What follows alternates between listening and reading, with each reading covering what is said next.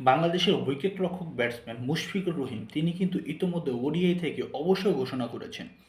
ওডিআইতে তার বিশাল বিশাল রেকর্ড রয়েছে। সেই রেকর্ডগুলো চলুন আমরা একটু জেনে আসি। ২০১২ সালে, হ্যাঁ, ২০১২ সালে এশিয়া কাপের ফাইনালে মুশফিকুর রহিম একটি অযথা আউট হয়েছেন, যার বিনিময়ে এশিয়া কাপে প্রথম ফাইনালে ওঠা বাংলাদেশ বাদ হয়ে গিয়েছিল।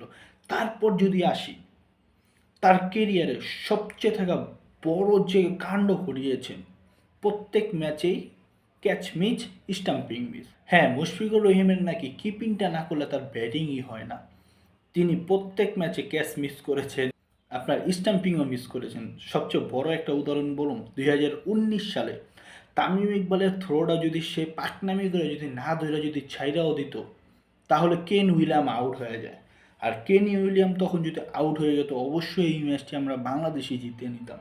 আর বাংলাদেশ যদি সেই ম্যাচটা জিততে পারতো, হয়তো সেমিফাইনাল খেলার রাস্তাটা বাংলাদেশের জন্য সহজ হয়ে যেত। আপনাদের কার কার মনে আছে সেই রান আউটটা? কী দরকার ছিল ভাই পাকনামি করাটার?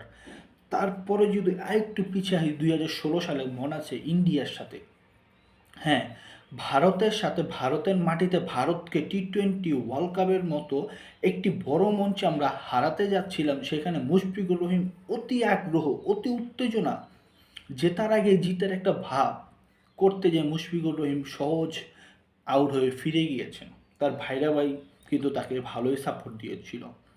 এমন আরও অসংখ্য রেকর্ড রয়েছে এই মুশফিকুর রহিমের। বিশেষ করে সুইপ শট তার খেলাই লাগবে, রিভার সুইপ তার খেলাই লাগবে। এই নিয়ে অনেকবার টোল হয়েছেন মুশফিকুর রহিম। টোল হলে কি বলেছেন জানেন?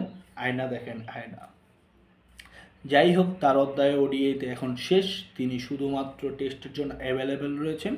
বাকি জীবন তার ভালো কাটুক, এর এই শুভকামনা রইল।